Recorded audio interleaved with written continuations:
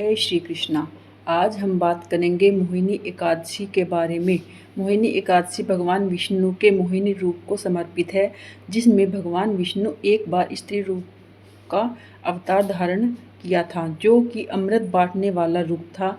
लेकिन व्रत हम सही तिथि और सही विधि से रखना चाहिए, तभी वह सफल होता है और उसका संपूर्ण फल हमें मिलता है।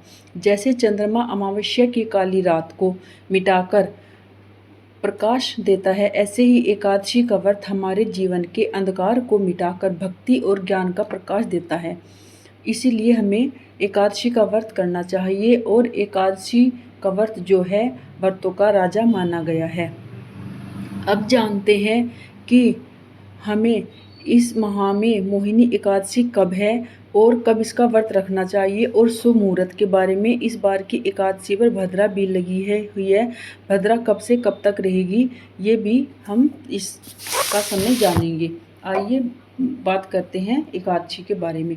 इस बार वैशाख मास की एकादशी मोहिनी एकादशी तिथि प्रारंभ हो रही है 7 मई दिन बुधवार को 10:20 पर और समाप्त होगी 8 मई गुरुवार दोपहर को 12:29 पर।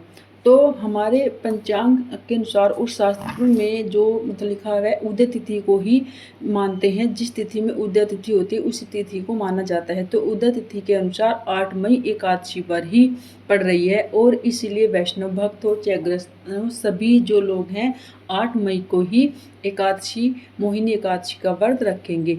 और इस दिन भद्रा भी लग रही है, पर जब पाताल लोक की भद्रा होती है तो वह धन संचय करने में अनुकूल होती है, यानी इस भद्रा का कोई अशुभ फल नहीं है।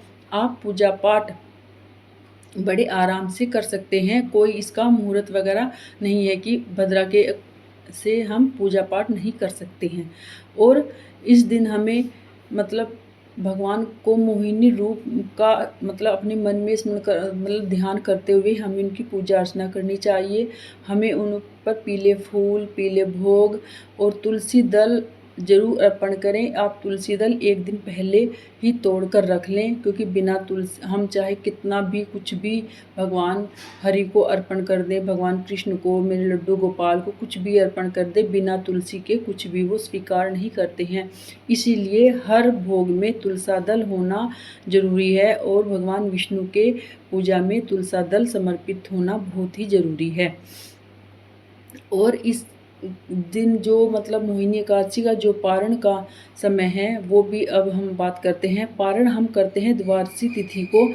द्वादशी तिथि प्रारंभ होगी 8 मई दोपहर को 12:30 से और समाप्त होगी 9 मई को शुक्रवार दोपहर 2:56 पर।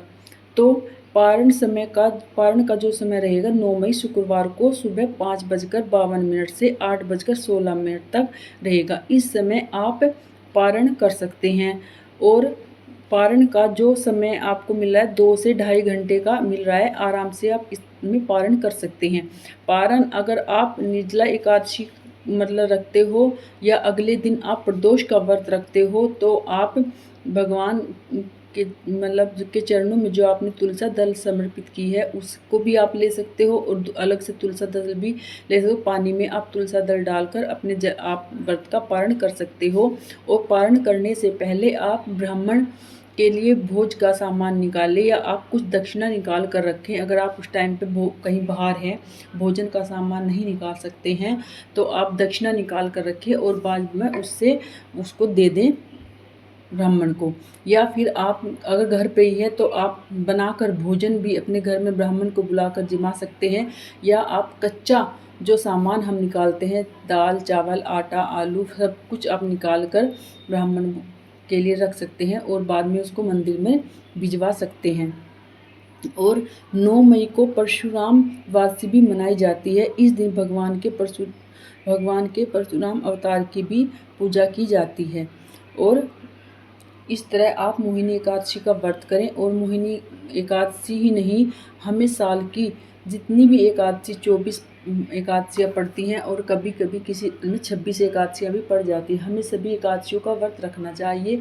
एकादशी हमें मुक्ति और की रास्ते की ओर ले जाती है। वीडियो पसंद आई है और मेरी जानकारी अच्छी लगी है तो प्लीज़ चैनल को सब्सक्राइब करें। आप पहली बार चैनल पर आए हैं तो सब्सक्राइब कर जाइए और प्लीज़ वीडियो को लाइक कीजिए, शेयर कीजिए और कमेंट में जय श्री कृष्ण, जय श्री राधे ज़रूर लिखिए। धन्यवाद।